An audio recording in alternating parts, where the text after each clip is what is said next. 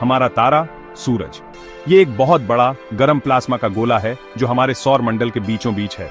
सूरज कोई आम तारा नहीं है, ये धरती का सबसे नजदीकी तारा है और हमारे ग्रह पर जीवन के लिए ऊर्जा का सबसे जरूरी स्रोत है। जलती हुई गैस का एक विशाल गोला जो मुख्य रूप से हाइड्रोजन और हीलियम से बना है। सूरज का केंद्र वो जगह है जहां न्यूक्लियर फ्यूजन होता है, जिससे वो ऊर्जा पैथिया होती है जो हमें सूरज की रोशनी के रूप में मिलती है। यह हमारे सौर मंडल का थील है। सब कुछ इसके चारों ओर घूमता है, सबसे छोटे एस्टेरॉयड से लेकर सबसे बड़े ग्रह तक। सूरज का ग्रेविटेशनल पुल सौर मंडल को संतुलन में रखता है। सूरज हमें रोशनी और गर्मी देता है जो सभी जीवित प्राणियों के जीवन के लिए जरूरी है। सूरज के बिना पृथ्वी एक जमी हुई बेजान चट्टान होती। धरती पर जीवन इसी पर निर्भर करता है। पौधे प्रकाश संश्लेषण के लिए सूर्य के प्रकाश का उपयोग करते हैं जो खाद्य के श्रृंखला का आधार है। मनुष्य सहित जानवर ऑक्सीजन और भोजन के लिए पौधों पर निर्भर करते हैं। लेकिन सूरज हमेशा के लिए नहीं रहेगा। ये लगभग 4.6 अरब वर्षों से चमक रहा है और अगले 5 अरब वर्षों तक ऐसा ही चलने की उम्मीद है। हमारी तरह इसका भी एक जीवन चक्र है। सूरज अभी मेन सीक्वेंस फेज में है, जहां यह अपना अधिकांश जीवन बिताता है। अभी सूरज अपने चरम पर है, अपने केंद्र में हाइड्रोजन को हीलियम में बिठेल रहा है। हम इसे मेन सीक्वेंस कहते हैं। इस चरण के दौरान सूरज अपेक्षाकृत स्थिर रहता है, ऊर्जा का एक निरंतर स्रोत प्रदान करता है। यह अरबों वर्षों से चमक रहा है, हमारे सौर मंडल के विकास और पृथ्वी पर जीवन के विकास को प्रभावित कर रहा है। और यह अरबों सालों तक चमकता रहेगा, लेकिन अंततः इसका ईंधन खत्म हो जाएगा। लेकिन आखिरकार इसका ईंधन खत्म हो जाएगा। जब कोर में हाइड्रोजन खत्म हो जाएगा तो सूरज में बड़े बिठलाव आएंगे। जब ऐसा होगा तो सूरज एक रेड जायंट में बिठेल जाएगा, फैल जाएगा और अंधेरूनी ग्रहों को निगल जाएगा, संभवतः पृथ्वी सहित। ये बिठलाव बहुत बड़े होंगे, हमारे सौर मंडल के पूरे ढांचे को बिठेल देंगे। वे हमारे सौर मंडल को फिर से आकार देंगे, संभवतः इसे पहचानने योग्य नहीं छोड़ेंगे।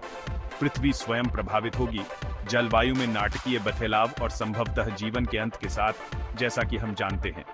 सूरज के भविष्य को समझने से हमें जीवन के नाजुक संतुलन और हमारे तारे के महत्व की सराहना करने में मेठेद मिलती है। यह हमें इस अविश्वसनीय ब्रह्मांड के भीतर ब्रह्मांड की विशालता और आश्चर्य और हमारे स्थान की याद दिलाता है। सूरज के एंथर एक पावरफुल प्रोसेस होता है, इसे न्यूक्लियर फ्यूजन कहते हैं। यही सूरज की एनर्जी का मेन सोर्स है, एक ऐसा प्रोसेस जो बिलियंस ऑफ ईयर्स से चल रहा है। सूरज एक जायंट फ्यूजन रिएक्टर है। ये एक भट्टी जैसा है, लेकिन कॉस्मिक स्केल पे। इमेजिन करो एक बहुत बड़ा ओवन जहां टेम्परेचर लाखों डिग्रीज तक पहुंच जाता है और प्रेशर समझ से बाहर है। सूरज का कोर बहुत ज्यादा हॉट और डेंस है। सोचो सबसे एक्सट्रीम कंडीशंस के बारे में।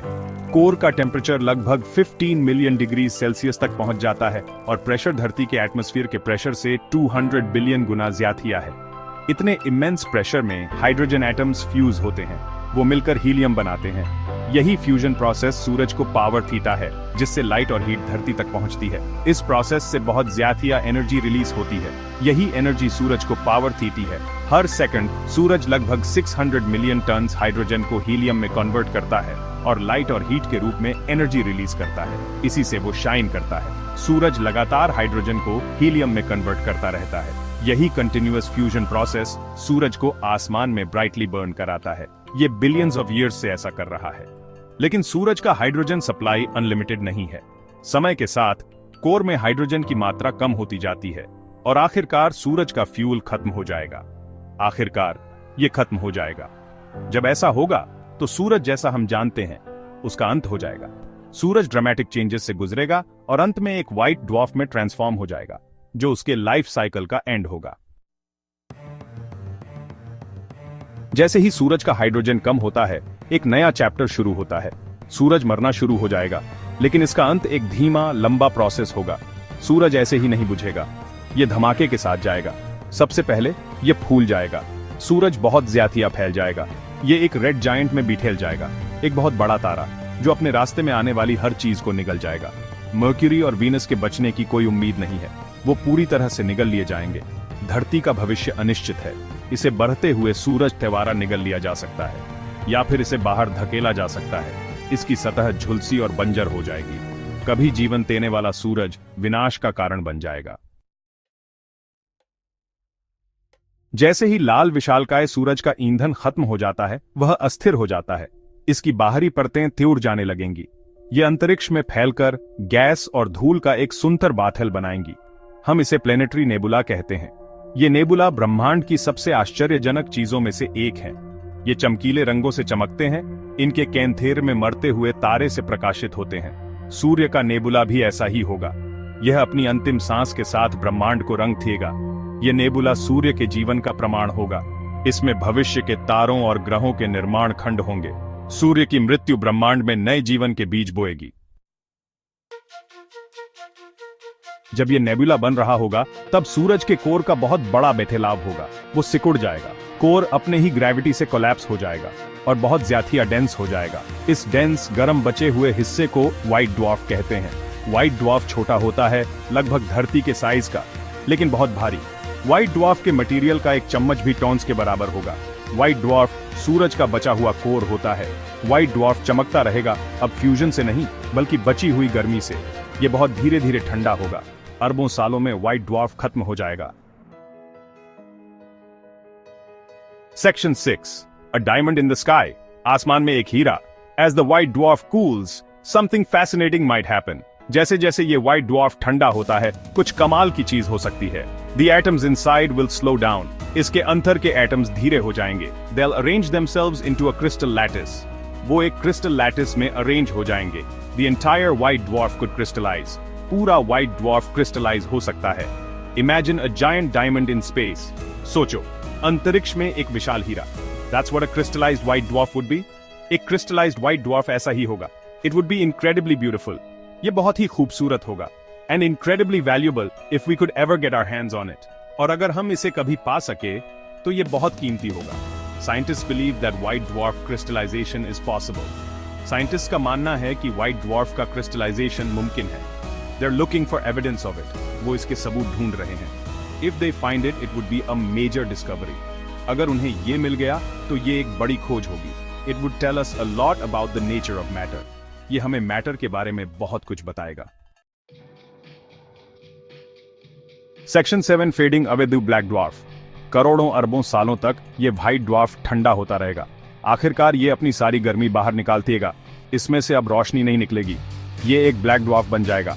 एक ब्लैक ड्वार्फ एक मरा हुआ तारा होता है। ये ठंडा और अंधेरा होता है। हमारे सूरज जैसे तारे की ये आखिरी अवस्था है। ये ब्लैक ड्वार्फ अंतरिक्ष में घूमता रहेगा, एक ऐसे तारे की खामोश याद जो कभी बहुत चमकता था। ब्रह्मांड ब्लैक ड्वार्फ से भरा हुआ है, बस हम उन्हें देख नहीं सकते। ये हमारे टेलीस्कोप से दिखाई नहीं देते, लेकिन ये वहां मौजूद हैं, बहुत पहले खत्म हो चुके तारों के अवशेष। सेक्शन 8, एक बटहलता हुआ सौरमंडल, ग्रहों पर प्रभाव। सूरज के इस बदलाव का सौर मंडल पर गहरा असर पड़ेगा। जैसे जैसे सूरज का द्रव्यमान कम होगा, इसका गुरुत्वाकर्षण बल भी कमजोर होता जाएगा। ग्रह बाहर की ओर घूमने लगेंगे, उनकी कक्षाएं बदल जाएंगी। अगर अंतरूनी ग्रह बच भी गए, तो वो त्योर बर्फीली त्योनियां बन जाएंगे। बाहरी ग्रह जैसे बृहस्पति और शनि और भी त्योर चले जाएंगे। वो सौर मंडल से पूरी तरह बाहर भी निकल सकते हैं। क्षुद्र ग्रह बेल्ट टूट जाएगा। क्षुद्र ग्रह और धूमकेतु हर दिशा में फेंके जाएंगे। कुछ ग्रहों से टकरा भी सकते हैं। सौर मंडल एक अराजक और खतरनाक जगह बन जाएगा। भाग 9, सूरज की विरासत। एक ब्रह्मांडीय कहानी। सूरज, हमारा जीवन जीने वाला तारा, एक कहानी है जो अरबों साल पुरानी है। यह एक ऐसी कहानी है जो हमें विनम्र और विस्मयकारी थियोनो बनाती है, जो हमें विशाल ब्रह्मांड में हमारे स्थान की याद दिलाती है। सूरज की कहानी ब्रह्मांड की विशालता और आश्चर्य की याद दिलाती है। यह गैस और धूल के एक बादल के रूप में शुरू हुआ, धीरे धीरे अपने ही गुरुत्वाकर्षण के तहत ढह गया। इसके मूल में परमाणु संलयन को प्रज्वलित किया और उस तारे को जन्म दिया जिसे हम आज जानते हैं। यह जन्म, जीवन और मृत्यु की कहानी है। अरबों वर्षों के दौरान सूरज ने हमारे सौर मंडल का पोषण किया है, जिससे पृथ्वी पर जीवन के फलने फूलने के लिए आवश्यक ऊर्जा प्रदान की गई है। एक कहानी जो ब्रह्मांडीय समय पर चलती है। अपने उग्र जन्म से लेकर अपने अंतिम निधन तक सूरज का जीवन चक्र उन प्राकृतिक प्रक्रियाओं का प्रमाण है जो ब्रह्मांड को नियंत्रित करती है। सूरज का जीवन चक्र एक प्राकृतिक प्रक्रिया है। यह अंततः अपने परमाणु ईंधन को समाप्त कर देगा, एक लाल विशालकाय में विस्तार करेगा और अपनी बाहरी परतों को बहा देगा एक सफेद बौने के रूप में जाने वाले घने कोर को पीछे छोड़ दिएगा। यह पूरे ब्रह्मांड में तारों के साथ हो रहा है। प्रत्येक तारा एक समान पथ का अनुसरण करता है, हालांकि विवरण उसके थैरव्यमान और संरचना के आधार पर भिन्न हो सकते हैं। सूरज की मृत्यु एक शांतियार घटना होगी। जैसे ही यह एक लाल विशालकाय में फैलता है, यह संभवतः पृथ्वी सहित आंतरिक ग्रहों को अपनी बाहरी परतों को बहा देने और एक सुंदर ग्रह निहारिका को पीछे छोड़ने से पहले निगल जाएगा। लेकिन इसमें डरने की कोई बात नहीं है। यह परिवर्तन तारों के जीवन चक्र का एक स्वाभाविक हिस्सा है और यह अरबों वर्षों तक नहीं होगा, यह अरबों साल तक नहीं होगा। तब तक मानवता उन तरीकों से विकसित हो सकती है जिनकी हम कल्पना भी नहीं कर सकते हैं, या हमने सितारों के बीच नए घर ढूंढ लिए होंगे। और तब तक मानवता बहुत पहले ही जा चुकी होगी। पृथ्वी भी बीठैल गई होगी, संभवतः उस ग्रह से अपरिचित हो गई होगी जिसे हम आज जानते हैं, या हम पूरी तरह से अलग चीज में विकसित हो सकते हैं। भविष्य में अनंत संभावनाएं हैं और सूरज की विरासत आगे जो कुछ भी आएगी उसे प्रभावित करती रहेगी। भविष्य जो भी हो, सूरज की विरासत जीवित रहेगी। इसका प्रभाव युगों युगों तक महसूस किया जाएगा, जो हमारे सौर मंडल और उसके बाहर के भविष्य को आकार देगा। हमारे शरीर को बनाने वाले परमाणु एक तारे के केंद्र में बने थे। हम सभी स्टारडस्ट हैं, ब्रह्मांड से उन तरीकों से जुड़े हैं जिन्हें हम अभी समझना शुरू कर रहे हैं, और स्टारडस्ट के लिए हम लौटेंगे। ब्रह्मांड में जीवन और मृत्यु का चक्र एक सुंदर चल रही प्रक्रिया है और हम सभी इस भव्य ब्रह्मांडीय कहानी का हिस्सा हैं।